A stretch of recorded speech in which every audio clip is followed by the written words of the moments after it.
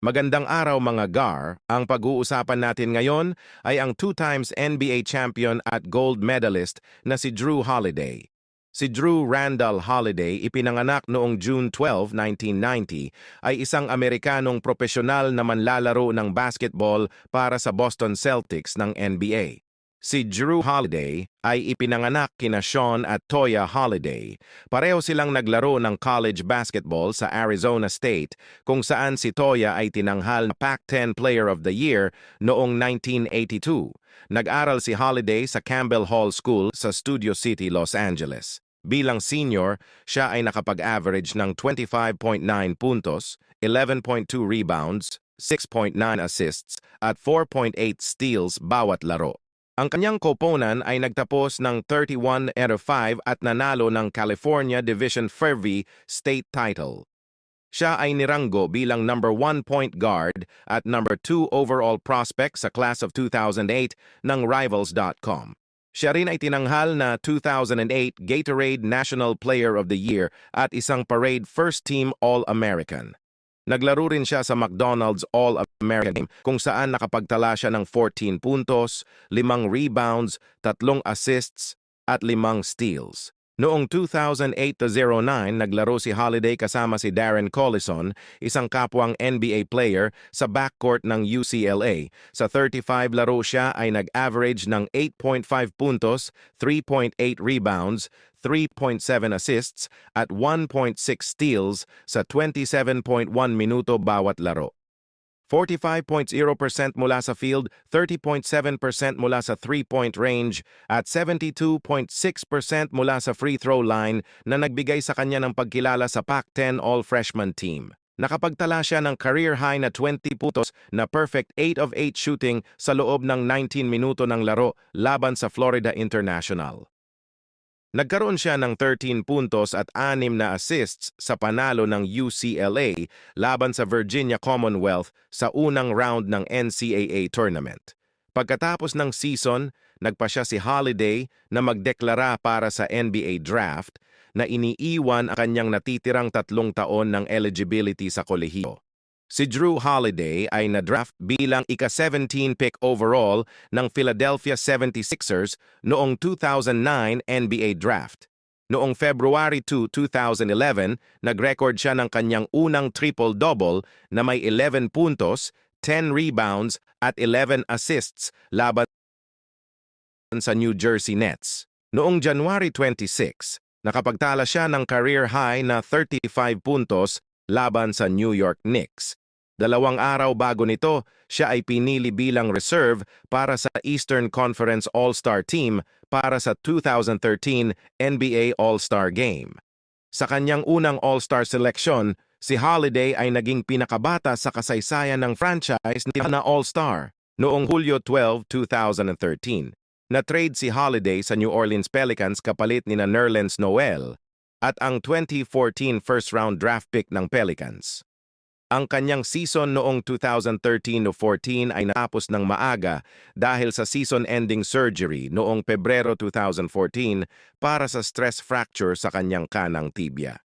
Hindi siya naglaro mula noong Enero 8 dahil sa shin injury. Sa 34 na laro, siya ay nag-average ng 14.3 puntos, 7.9 assists, at 1.6 steals bawat laro. Noong January 5, 2015, laban sa Washington Wizards, umabot si Holiday sa 5,000 career points. Noong Pebrero 18, siya ay naitalang wala ng 3 linggo matapos ma-injure ang kanyang lower right leg. Bumalik siya sa laro ng mas huli kaysa sa inaasahan, lumabas mula sa bench laban sa Phoenix Suns noong Abril 10 matapos hindi nakapaglaro ng 41. Noong Marso 9, 2016, si Holiday ay nakapagtala ng career high na 38 puntos laban sa Charlotte Hornets. Noong Marso 29, siya ay naitalang wala na sa season matapos ma-diagnose na may fracture sa right interior orbital. Nobyembre 18, 2016, nag-debut siya sa season matapos ma-miss ang unang 12 laro ng Pelicans dahil sa leave of absence para alagaan ang kanyang asawa. Sa 23 minuto mula sa bench, siya ay nakapag-score ng 21 puntos sa 8 of 14 shooting sa isang 113-1-1 na panalo laban sa Portland Trail Blazers. Noong Enero 23, 2017, siya ay nagkaroon ng 33 puntos at 10 assists sa isang 124-122 na panalo laban sa Cleveland Cavaliers at LeBron James noong December 28, 2019 laban sa Indiana. Si Holiday at ang kanyang mga kapatid na sina Justin at Aaron ng Pacers ay naging unang trio ng magkakapatid na naglaro ng sabay sa NBA court. Noong Marso 8, 2020, si Holiday ay nakapagtala ng season high na 37 puntos kasama ang 9 na rebounds at 8 assists sa isang 120-107 na panalo laban sa Minnesota Timberwolves. Noong Nobyembre 24, 2020, si Holiday ay na-trade sa Milwaukee Bucks sa isang 4 na team trade na kinabibilangan din ng Denver Nuggets at Oklahoma City Thunder. Sa trade na ito, nakuha ng Pelicans sina Eric Bledsoe, Steven Adams at draft compensation. Noong Marso 4, 2021, si Holiday ay nakapag-score ng 15 puntos sa 23 minuto at nakapag-shoot ng game-winning 11-foot jump shot laban sa Memphis Grizzlies. Pumirma siya ng 4-year contract extension sa Bucks na nagkakahalaga ng hanggang $160 million na may option para sa 2021-22 season na nagkakahalaga ng $26 million.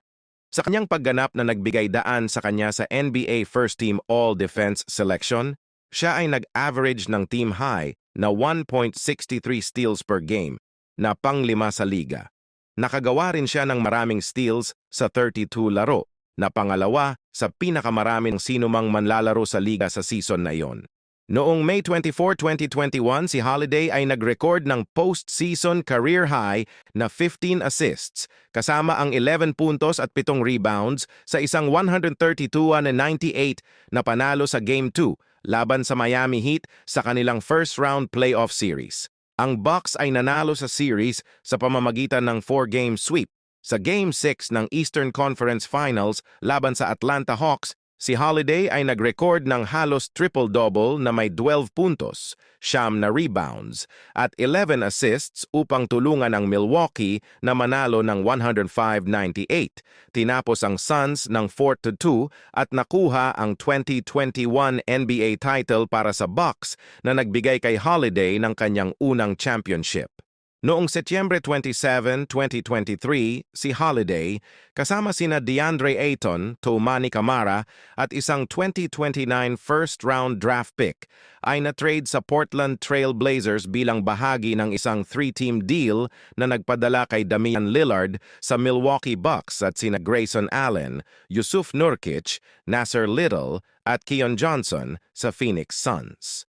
Pagkalipas ng 4 na araw, si Holiday ay na-trade sa Boston Celtics kapalit nina Robert Williams III, Malcolm Brogdon at 2 future first-round draft picks.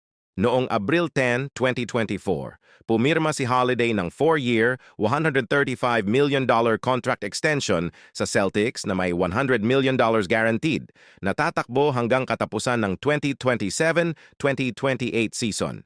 Sa Game 1 ng Eastern Conference Finals laban sa Indiana Pacers noong Mayo 21, si Holiday ay nakapagtala ng season high na 28 puntos, 7 rebounds, 8 assists at 3 steals sa isang 133-128 na panalo sa overtime.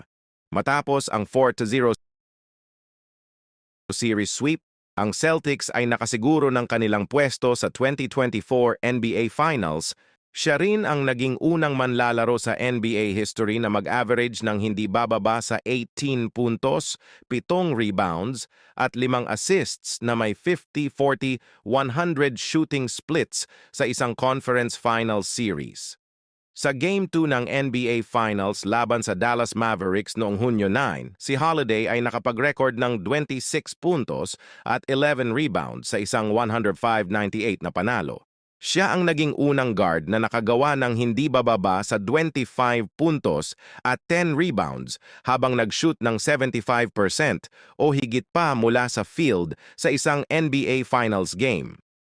Ang Celtics ay nanalo sa series sa 5 laro na nagbigay kay Holiday ng kanyang pangalawang championship kasama ang kanyang championship sa Milwaukee Si Holiday ay naging unang NBA player na nanalo ng championship sa kanyang unang season sa dalawang magkaibang franchise.